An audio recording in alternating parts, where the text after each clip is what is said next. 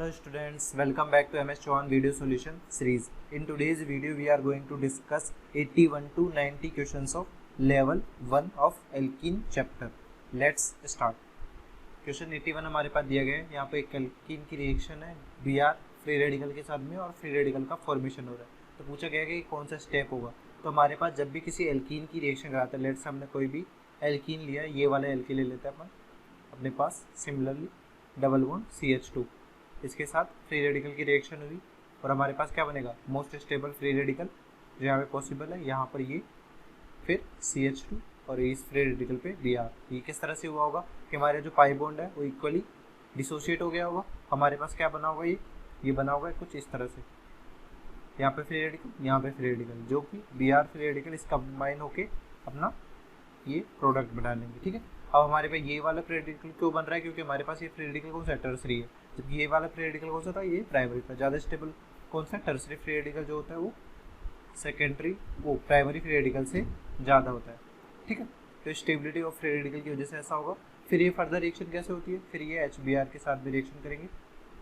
HBr हमारे पास ये यहाँ पे अटैक करेगा, ये इधर ये इधर. तो हमारे पास फाइनल जो प्रोडक्ट हो जाएगा उसमें यहाँ पे CH2 और यहाँ पे Br. ठीक है. तो ये रिएक्शन कब होती है, जब हमारे पास किसी भी एल्कीन की आप किसके साथ रिएक्शन कराते हैं, यहाँ पे HBr इन पेरोक्साइड. ठीक है.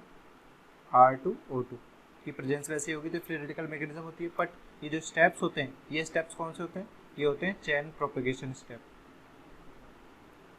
ठीक है. चेन प्रोपेगेशन स्टेप में इन दोनों को काउंट करते हैं. चेन इनिशिएशन स्टेप में क्या होता है, इनिशिएशन में हमारे पास जो HBr है वो पेरोक्साइड के साथ में रिएक्शन करके क्या बनाएगा, लेट से हमारे पास पेरोक्साइड है, ये क्या होता है, हीट करने पे हमारे पास ब्रेक हो जाएगा RO डॉट में. RO डॉट में ब्रेक होने के बाद ये HBr के साथ में इस तरह से फ्री रेडिकल का फॉर्मेशन करेगा, यानी ROH बन जाएगा और Br फ्री रेडिकल. अब ये जो Br फ्री रेडिकल है यहाँ पर एल्कीन के साथ रिएक्ट करके एक स्टेबल फ्री रेडिकल बनाएगा, फिर उसके HBr के साथ रिएक्शन करके फाइनल एल्काइल हैलाइड का फॉर्मेशन हो जाएगा, जो कि चेन प्रोपेगेशन स्टेप में आता है. इसलिए हमारा जो आंसर हो जाएगा यहाँ पर, ये स्टेप जो सिग्निफाई कर रहा है ऑप्शन C, यानी प्रोपेगेशन स्टेप को सिग्निफाई कर रहा है. ठीक है. नेक्स्ट क्वेश्चन है 82. विच of the following most accurately describes the first step in the reaction of hydrogen chloride. क्या होता है, HCl और 1 ब्यूटीन. 1 ब्यूटीन हमारे पास क्या है, ये एल्कीन है, HCl के साथ में इसकी रिएक्शन करानी है. तो HCl के साथ में रिएक्शन में क्या होगा, सबसे पहला जो स्टेप होगा वो H+ पे अटैक करेगा. ये तो क्या बन जाएगा, यहाँ पे मोस्ट स्टेबल कार्बोकेटाइन बनेगा. फिर H यहाँ पे लगे, फिर Cl- का अटैक होगा जहाँ पे मोस्ट स्टेबल कार्बोकेटाइन बना है. तो यहाँ पर फाइनल जो प्रोडक्ट बन जाएगा वो मार्कोनिकोव एडिशन के हिसाब से इस तरह से बनेगा. तो इनिशियल स्टेप क्या हो रहा है, यहाँ पर H+ पे अटैक हो रहा है, यदि इलेक्ट्रोफाइल पे अटैक हो रहा है और कार्बोकेटाइन का फॉर्मेशन हो रहा है, Cl- बाहर है. तो ये वाला स्टेप किससे मैच कर रहा है, ऑप्शन B से. तो option B is the correct answer. ठीक है. नेक्स्ट क्वेश्चन है 83. विच of the following best describes the flow of electrons in the acid catalysed dimerisation. Dimerisation से मतलब क्या है कि सिंपली यहाँ पर दो यूनिट्स होंगे, उनको मिक्स कर रहे हैं या ऐड कर रहे हैं. तो यहाँ पर ऐसा कैसे हो सकता है कि हमारे पास ये है CH3 डबल बॉन्ड CH2. अब एसिड कैटेलाइज्ड है, दैट मीन्स यहाँ पर H+ तो हो गई. तो H+ की प्रेजेंस में क्या होगा, ये न्यूक्लियोफाइल की तरह अटैक करेगा इस पर एल्कीन, और हमारे पास क्या बन जाएगा, यहाँ पर हमारे पास कार्बोकेटाइन का फॉर्मेशन हो जाएगा. ठीक है. और यहाँ पर ये डबल बॉन्ड ब्रेक हो गया, CH3 बनेगा. ठीक है. अब हमारे पास इस एक और यूनिट इसके साथ ऐड करनी है. तो हमारे पास जो एल्कीन्स होते हैं वो एज ए न्यूक्लियोफाइल की तरह अटैक करता है. तो ये क्या करेगा, इस पर अटैक कर देगा. ठीक है. तो हमारे पास क्या हो जाएगा, हमारे पास ये मॉलिक्यूल था, ये इसके साथ यहाँ पे क्या हो जाएगा, पॉजिटिव. कहाँ पे पॉजिटिव होगा, यहाँ पे पॉजिटिव होगा, यहाँ पे नेगेटिव होगा, ये नेगेटिव इसके साथ कंबाइंड होगा. तो कंबाइंड होने के बाद में ये मॉलिक्यूल जैसे होगा, कैसे होगा, CH3 CH2. ठीक है. CH2 के साथ वाले कार्बन पर क्या हो रहा है, यहाँ पर CH3 जुड़ा हुआ है, यहाँ पर भी CH3 जुड़ा हुआ है, यहाँ पर भी CH3 जुड़ा हुआ है. और पॉजिटिव कहाँ आ जाएगा, यहाँ पे आ जाएगा. फिर आप सिंपली वापस एलिमिनेशन कर देंगे. तो एलिमिनेशन की प्रोडक्ट क्या बन जाएगा, फाइनल प्रोडक्ट अपने पास ये वाला बन जाएगा. ठीक है. तो यहाँ पर फाइनली हमारे पास दोनों के दोनों जो रिएक्टेंट्स है वो एडअप हो जा रहे हैं. और एडअप होने के स्टेप में क्या हो रहा है कि इनिशियली हमारे पास एसिड की प्रेजेंस में कार्बोकेटाइन का फॉर्मेशन हो रहा है. फिर जो नेक्स्ट है एल्कीन वो एज ए न्यूक्लियोफाइल अटैक कर रहा है कार्बोकेटाइन पे, और ये हमारा प्रोडक्ट बन के फिर एलिमिनेशन करके फाइनल एल्कीन का प्रोडक्ट बना लेंगे। तो यहाँ पर आंसर जो मैच कर रहा है वो कर रहा है ऑप्शन ए से। Option A is the correct answer. ठीक है, नेक्स्ट क्वेश्चन है 84। Hydroboration of 1 methyl साइक्लोपेंटीन using B2D6 followed by treatment with alkaline hydrogen peroxide. That means हमारे पास क्या है, यहाँ पर 1 मिथाइल साइक्लोपेंटीन का स्ट्रक्चर आप बनाएं तो ये इस तरह से आएगा। ठीक है, ये 1 मिथाइल साइक्लोपेंटीन है, इसका हाइड्रोबोरेशन ऑक्सीडेशन करा रहे हैं आप, B2D6 है और यहाँ पर क्या है H2O2। ठीक है, तो ये जो रिएक्शन होती है ये कौन सी रिएक्शन है, हाइड्रोबोरेशन ऑक्सीडेशन। हाइड्रोबोरेशन ऑक्सीडेशन में क्या आता है, एंटी मार्कोनिकॉफ एडिशन होता है, यानी इसमें H और OH, यानी यहाँ से अपने को क्या मिलेगा, यहाँ से अपने को ड्यूटेरियम मिलेगा और यहाँ से अपने को OH मिलेगा। वो किस तरह से ऐड होंगे, एंटी मार्कोनिकॉफ ऐड। तो एंटी मार्कोनिकॉफ हिसाब से जो OH है वो कहाँ पे जाएगा, जहाँ पे लिस्ट स्टैंडर्ड कार्बन होगा या जहाँ पे कार्बोटाइन लेस स्टेबल बन रहा हो, तो कौन से स्टेप पे जाएगा, यानी OH यहाँ पे जाएगा, H यहाँ पे जाएगा। और ये जो रिएक्शन होती है कौन सी रिएक्शन होती है, सिन एडिशन रिएक्शन होती है। तो इसी के बेसिस पे हमारे पास क्या हो जाएगा, हमारे पास किस तरह का प्रोडक्ट बनेंगे यहाँ पर कि हमारे पास H और OH दोनों या आइदर तो क्या आएंगे वेज पे, दोनों सेम डायरेक्शन में आएंगे। मिथाइल यहाँ पर इस तरह से हो गया, या दूसरा पॉसिबल क्या हो सकता है, दूसरा पॉसिबल अपना या दोनों के दोनों इस तरह से आएंगे। ठीक है, दोनों ही सिन एडिशन है। सॉरी, यहाँ पे H नहीं होगा, यहाँ पे ड्यूटेरियम होगा क्योंकि B2D6 है, यहाँ पे B2H6 नहीं है, तो यहाँ पे ड्यूटेरियम होगा, यहाँ पर भी ड्यूटेरियम होगा। ठीक है, तो ये इसके आपको यदि मैकेनिज्म समझनी हो कि इसकी मैकेनिज्म कैसे होती है, तो लेट से हमने कोई भी एल्कीन ले लिया RCH डबल बॉन्ड CH2। ठीक है, B2D6 लिया तो अपन ने यहाँ पर DB2। ठीक है, अब ये एज ए न्यूक्लियोफाइल है, इलेक्ट्रॉन डेंसिटी ज़्यादा है और उनके पास में वैकेंट प्योर ऑर्बिटल है, तो ये इस पर अटैक करता है और फिर ये ड्यूटेरियम यहाँ पर अटैक करता है। तो एक साइक्लिक ट्रांजिशन स्टेट बनती है 4 मेंबर्ड।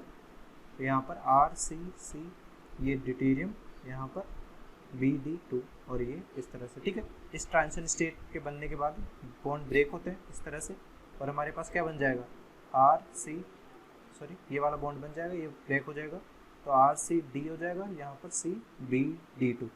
ठीक है, इसी के आप 2 मोल और RCH डबल बॉन्ड CH2 के साथ में रिएक्शन कराएंगे तो हमारे पास फाइनली जो प्रोडक्ट बन जाएगा RCDC ट्राई अल्काइल हो जाएगा, ट्राई अल्काइल बोरेन, जिसका आप H2O2 के प्रेजेंस में रिएक्शन कराएंगे तो हमारे पास क्या बन जाएगा, RCD तो है C के साथ, यहाँ से अपने को ऑक्सीडेशन हो जाएगा इसका ट्राई अल्काइल बोरेन का और OH जुड़ जाएगा, तो ये हमारा फाइनल प्रोडक्ट हो जाएगा। तो इसमें हमारे पास जो ड्यूटेरियम है वो कहाँ पे अटैच हो रहा है, जहाँ पर मोर स्टेबल जो OH है वो एंटी मार्कोनिकॉफ एडिशन के हिसाब से जहाँ पे लीस्ट स्टैंडर्ड कार्बन है या जहाँ पे कार्बोकेटाइन लेस स्टेबल होगा वहाँ पे अटैच हो रहा है। तो ये हमारी मैकेनिज्म है हाइड्रोबोरेशन ऑक्सीडेशन की।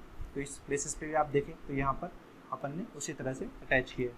तो इस बेसिस पे हमारा आंसर जो हो जाएगा वो कौन सा हो जाएगा कि ड्यूटेरियम OH सेम डायरेक्शन में, यहाँ पे दोनों अपोजिट डायरेक्शन में, तो ये वाला ऑप्शन कैंसिल हो गया। यहाँ पे ड्यूटेरियम और OH सेम डायरेक्शन में, यहाँ पे MEH, तो यहाँ पर A और जो C ऑप्शन है, तो यहाँ पर A में और D में क्या दिया हुआ है, कुछ सेम एडिशन दिया हुआ है, बट यहाँ पर अपने को देखने वाली जो चीज़ है ना कि वो ड्यूटेरियम है। ड्यूटेरियम कहाँ पे जुड़ रहा है, CH3 वाले कार्बन में, तो CH3 वाले कार्बन पे ड्यूटेरियम है, जबकि यहाँ पे OH है तो C वाला ऑप्शन भी क्या हो जाएगा, कैंसिल हो जाएगा। और यहाँ पर अपने पास OH और ड्यूटेरियम एंटी पे है तो ये तो वैसे ही कैंसिल हो गया। तो आपको सिन एडिशन से भी आप आइडेंटिफाई कर सकते थे। तो हमारा जो करेक्ट आंसर हो जाएगा यहाँ पर वो हो जाएगा ऑप्शन ए। नेक्स्ट क्वेश्चन है 85 में हमारे पास ये कौन सा एल्कीन दिया हुआ है, ये हमारे पास सिस एल्कीन है, ट्रांस एल्कीन है। ठीक है, ये ट्रांस एल्कीन है और ये सिस एल्कीन है। Br2CCl4 के प्रेजेंस में कौन सी रिएक्शन होती है, ओवरऑल एंटी एडिशन होता है। ओवरऑल एंटी एडिशन क्यों होता है, क्योंकि हमारे पास यदि इसमें मैकेनिज्म आप देखना चाहें, कोई भी एल्कीन है लेट से, ठीक है, Br2 के साथ में रिएक्शन होगी तो इनिशियली ये Br, ठीक है, इस तरह से एक नॉन क्लासिकल कार्बोकेटाइन का फॉर्मेशन करता है, उस पर फिर Br- का रिवर्स अटैक होता है, तो दोनों जो Br है वो एक दूसरे के एंटी पोजिशन पे होता है। ठीक है, इसलिए एंटी एडिशन रिएक्शन है।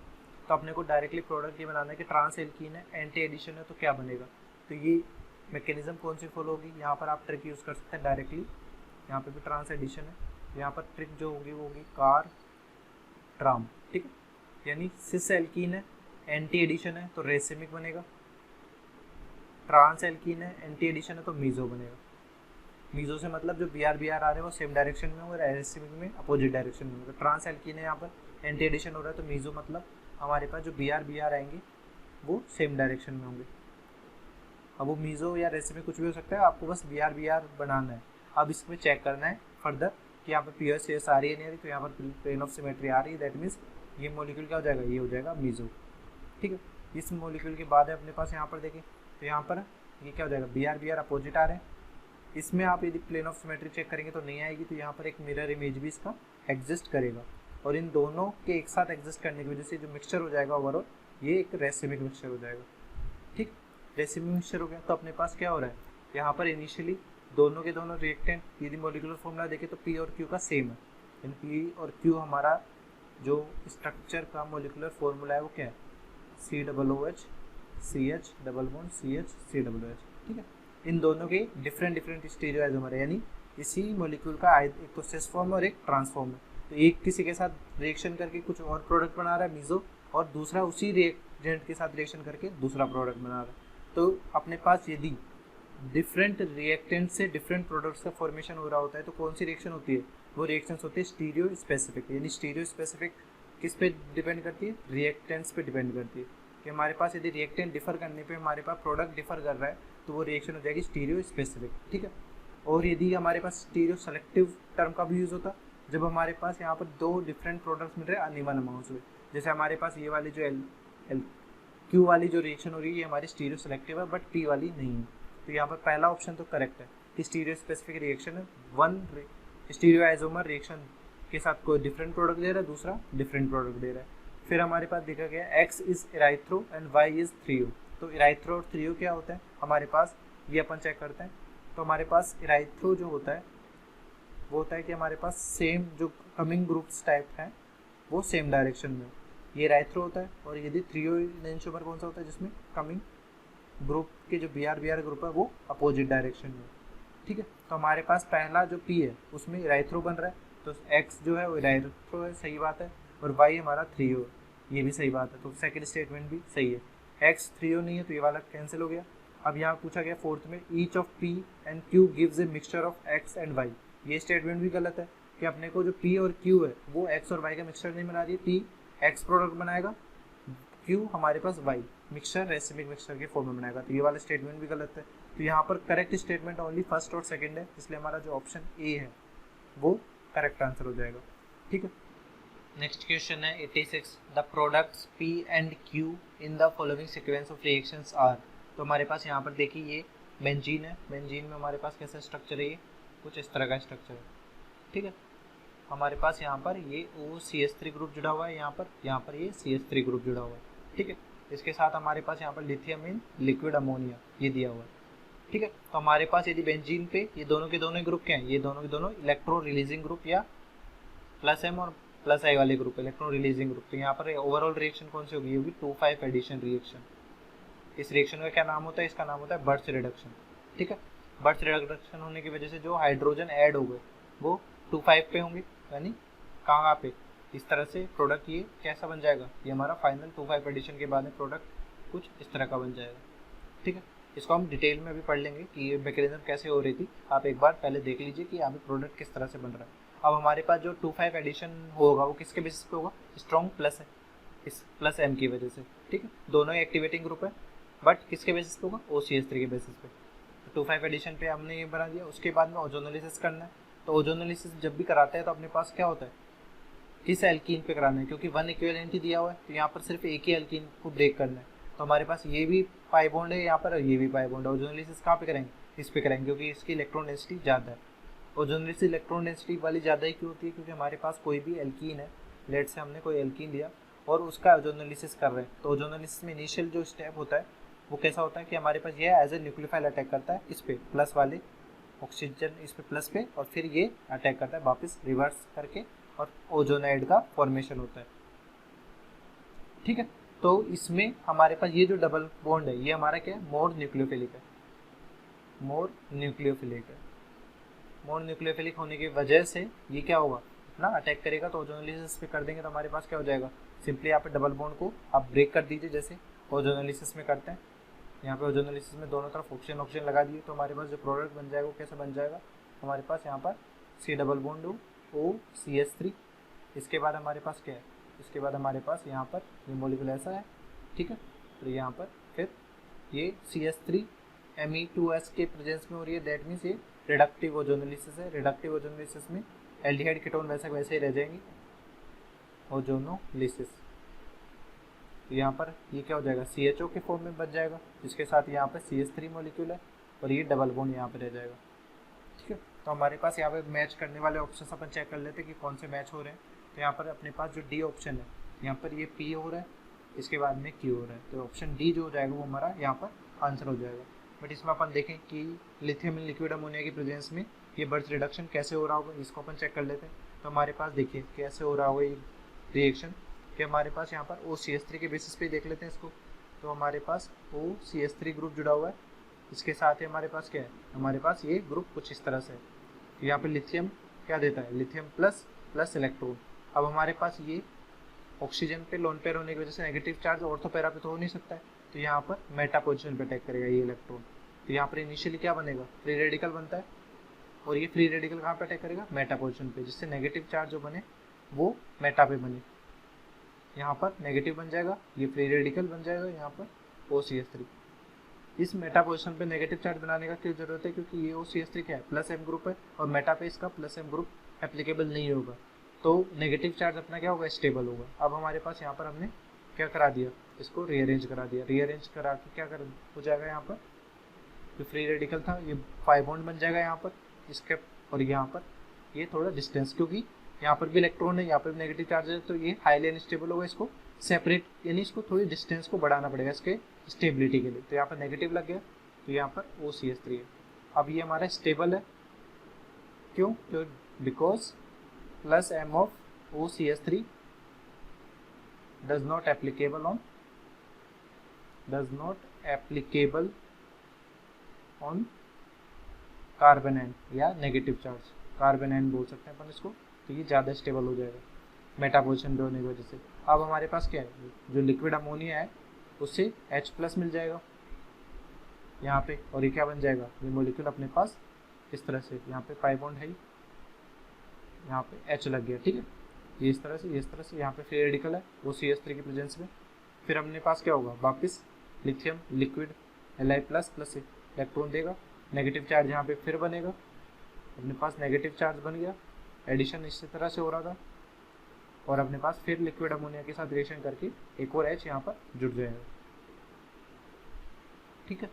तो हमारे पास यहाँ पर ये OCH3 है, यहाँ पर ये हाइड्रोजन है, और यहाँ पर ये हाइड्रोजन। तो यहाँ पे 2,5 एडिशन क्यों बोलते हैं, क्या नंबरिंग करीजिए, यहाँ 1 2 3 4 5 जो हाइड्रोजन ऐड हो रहा है बर्थ रिडक्शन में, एक 2 पोजीशन पे हो रहा है और एक 5 पोजीशन पे हो रहा है, इसलिए इस रिएक्शन को अपन क्या बोलते हैं, इसको 2,5 एडिशन रिएक्शन बोल देते हैं, ठीक है। तो सिमिलरली अपन ने यहाँ पे किया था बैकवर्ड में, यहाँ पर भी 2,5 एडिशन पे अपने को ऐसा ही प्रोडक्ट बना होगा। उसके बाद में ओजोनोलिसिस के लिए बात हो रही थी, तो ओजोनोलिसिस में अपन ने क्या किया, अपन ने ओजोनोलिसिस में हमारे पास एल्कीन यदि कोई भी दिया हुआ है, कोई भी एल्कीन हमारे पास है, तो ओजोनोलिसिस में क्या होता है कि ओजोन का स्ट्रक्चर कुछ ऐसा बनेगा, O+ O-। अब ये जो एल्कीन है एज ए न्यूक्लियोफाइल अटैक करता है प्लस पे, फिर यहाँ पर ये नेगेटिव यहाँ पे, तो फाइनली जो बीच में इंटरमीडिएट बनता है वो क्या बनता है, ओजोनाइड का फॉर्मेशन होता है। यहाँ पर ओजोनाइड का फॉर्मेशन होने के बाद में अपने पास एल्डिहाइड कीटोन कुछ बनता है, यानी RCHO बन जाएगा, ये रिडक्टिव ओजोनोलिसिस होगा, यहाँ पे HCHO बन जाएगा इस तरह से, ठीक है। बट पहले ओजोनाइड बन रहा है और ये जो एल्कीन है ये एज ए न्यूक्लियोफाइल अटैक कर रहा है, तो हमारे पास में इन दोनों पोर्शन में से कौन सा एल्कीन ज़्यादा इस न्यूक्लियोफिलिक होगा, जिसपे +M ग्रुप जुड़ा होगा, तो +M की वजह से इसकी इलेक्ट्रॉन डेंसिटी ज़्यादा है, इसलिए इसका ओजोनोलिसिस कर दिया और दोनों तरफ ऑक्सीजन हमने लगा दिया। सिमिलरली यहाँ पर हमने किया रिडक्टिव ओजोनोलिसिस, जो कि ऑप्शन अपने डी से मैच कर रहा है, इसलिए आंसर जो हो जाएगा वो हो जाएगा यहाँ पर ऑप्शन डी, ठीक है। Next question 87, pentenoic acid when treated with I2 and NaHCO3 gives. तो ये वाली जो रिएक्शन है इसका एक नेम होता है, कौन सी रिएक्शन है ये, आयोडोलैक्टोनाइजेशन, ठीक है। लैक्टोनाइजेशन से मतलब तो आप क्लियरली समझ रहे हैं कि हमारे पास प्रोडक्ट जो फाइनल बनेगा वो एस्टर बनेगा, लैक्टोन जो होता है वो साइक्लिक एस्टर होता है। तो यहाँ पे 4-पेंटीनोइक एसिड से मतलब क्या है, हमारे पास 1 2 3 4 5 5 कार्बन का एसिड बना दिया, फिर 4 पे एल्कीन है, यानी 1 2 3 4 पोजीशन पे डबल बॉन्ड लगा दिया, ठीक है।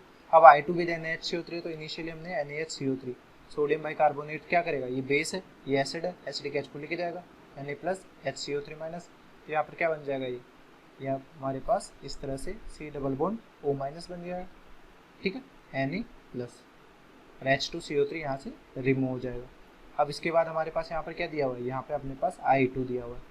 अब I2 किसके साथ रिएक्शन करेगा, एल्कीन के साथ रिएक्शन करेगा और एक नॉन क्लासिकल कार्बोकेटाइन का फॉर्मेशन हो जाएगा। नॉन क्लासिकल कार्बोकेटाइन फॉर्मेशन हो गया इस तरह से, ठीक है।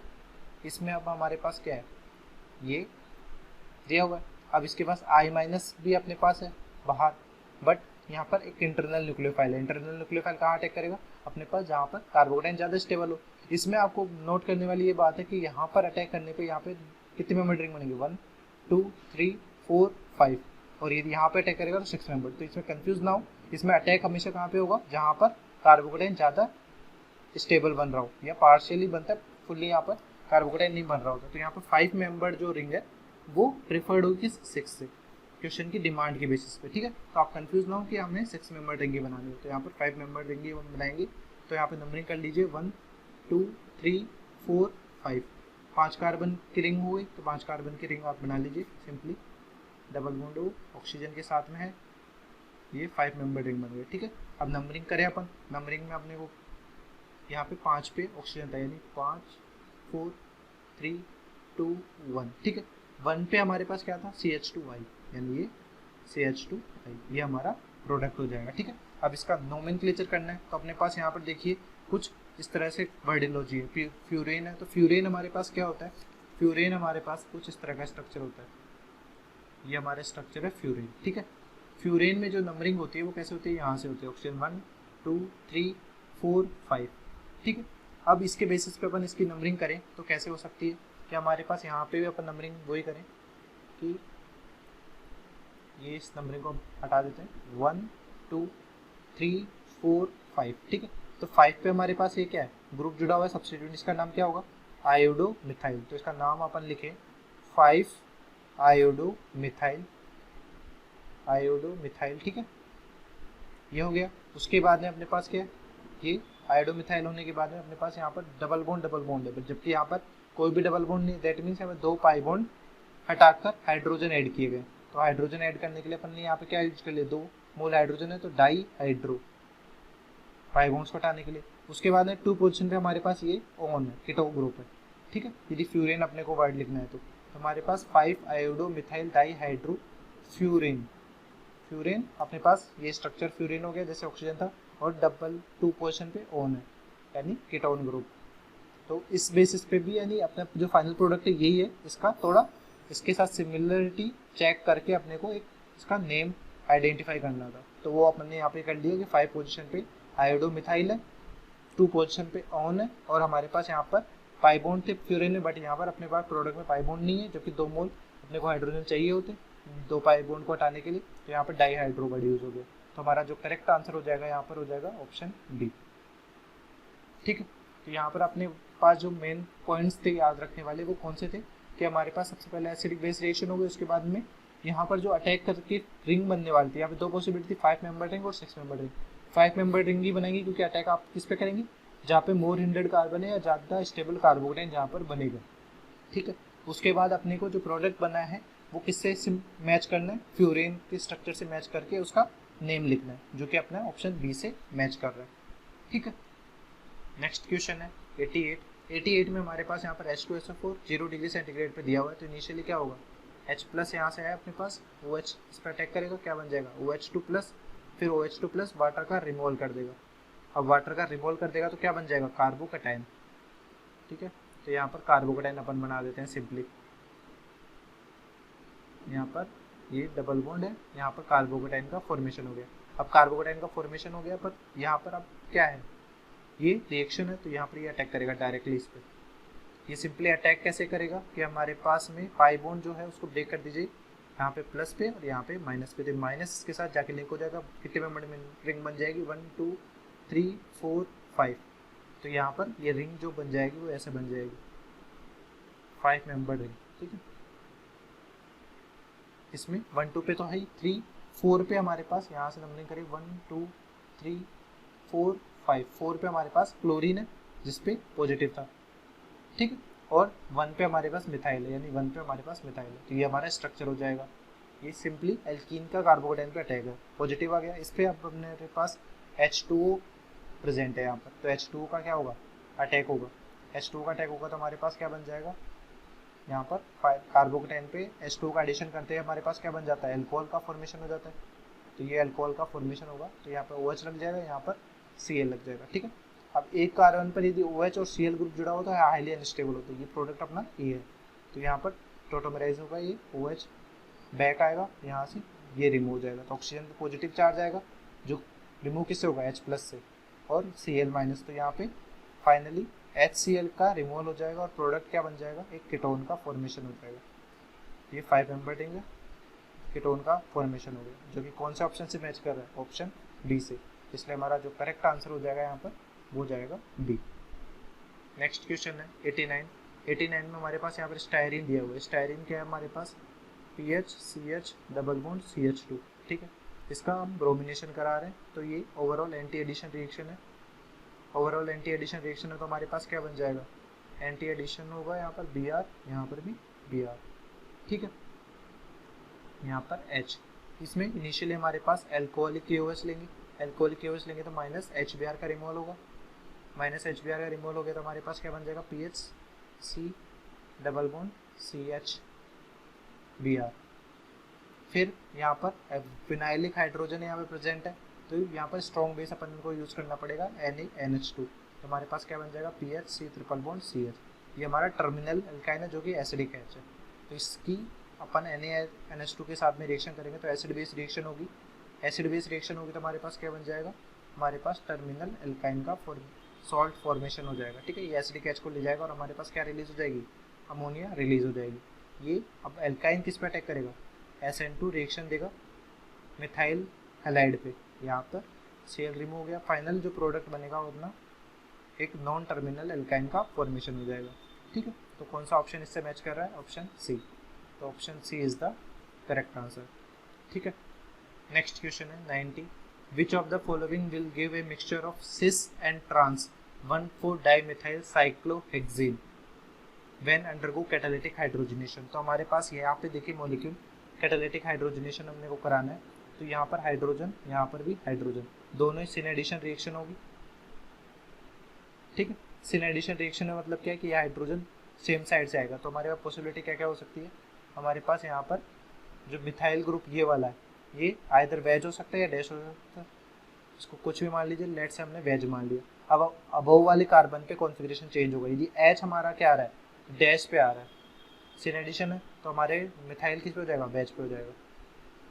सिमिलरली यदि हमारे पास क्या है, यदि H वेज पे आ रहा है, H हमारा वेज पे आ रहा है तो डैश पे क्या जाएगा, मिथाइल हो जाएगा, तो यहाँ पर इसका कॉन्फ़िगरेशन तो कांस्टेंट ही रहेगा मिथाइल का, तो यहाँ पर आप देखिए दोनों मिथाइल, यहाँ पे ये सिस फॉर्म है, ये हमारा ट्रांस फॉर्म है, ठीक है, तो ये हमारा क्या हो जाएगा, करेक्ट, यहाँ पर cis trans dimethyl cyclohexane form कर रहा है। बी ऑप्शन में चेक करें, बी ऑप्शन में भी हमारे पास क्या है, हाइड्रोजनेशन अपन कराते हैं सिन एडिशन में, तो ये वाला जो कार्बन है इसका कॉन्फ़िगरेशन चेंज नहीं हो रहा है, तो अपने पास इसको हमने मान लिया कि वेज पे ये, ठीक है, इसके बाद अपन ने हाइड्रोजन यहाँ पे सिन एडिशन रिएक्शन कराएंगे, यदि ये वेज पे आता है हमारे पास एक हाइड्रोजन का मोल, यानी ये हमारा वेज पे, एक मोल हाइड्रोजन हमारा डैश पे आएगा तो ये वेज पे आ जाएगा मिथाइल। उसके बाद दूसरा यदि देखें अपने पास हाइड्रोजन, यदि एडिशन अपने पास यहाँ पर हाइड्रोजन इस तरह से आ रहा है, ठीक है, यहाँ पर दोनों हाइड्रोजन सिन एडिशन से इस तरह से आ रहे हैं, ये हो जाएगा डैश पे मिथाइल, ठीक है, तो इस वजह से ये फॉर्म क्यों सा, ये हुआ है सिस और ये हो गया ट्रांस, ठीक है, तो यहाँ पर भी अपने पास क्या हो रहा है, बी ऑप्शन भी अपना करेक्ट आंसर है, ये भी सेम प्रोडक्ट अपने को मिला रहा है। अब यहाँ पर हमारे पास यदि सी ऑप्शन चेक करते हैं, सी ऑप्शन में हमारे पास यहाँ पर देखिए कि ये वाला ऑप्शन क्या है, यहाँ पर अपने पास हाइड्रोजनेशन करेंगे तो सिमिलरली रिएक्शन होनी चाहिए जैसे बी की रिएक्शन हो रही है, बट यहाँ पर ये कॉन्फ़िगरेशन कांस्टेंट नहीं हो सकता क्योंकि ये कार्बन क्या है, sp3 है, sp3 तो प्लेनर होगा, ठीक है, तो ये सिमिलरली है बी और सी ऑप्शन, ठीक है, बट हमारे पास यदि अपने को सिंगल चॉइस क्वेश्चन बोला गया है कि हमारे पास आंसर एक ही है तो अपने पास मोर करेक्ट आंसर कौन सा होगा, बोथ ए एंड बी। यदि यहाँ पर बोला जाता है मल्टीपल तो यहाँ पर ए बी सी तीनों के तीनों ही करेक्ट होते हैं, तो मोर करेक्ट आंसर यहाँ पर हो जाएगा डी। ठीक है, सॉरी यहाँ पे ये जो सी ऑप्शन है इसमें थोड़ी मिसप्रिंट थी। यहाँ पर ये जो पाई बॉन्ड था ये कहाँ पे है, यहाँ पे, यानी कि कैसा सी ऑप्शन कैसा था हमारे पास, सी ऑप्शन ये कुछ इस तरह से, यहाँ पर ये वेज पे और ये इस तरह से। ठीक है, तो ये सिस फॉर्म है।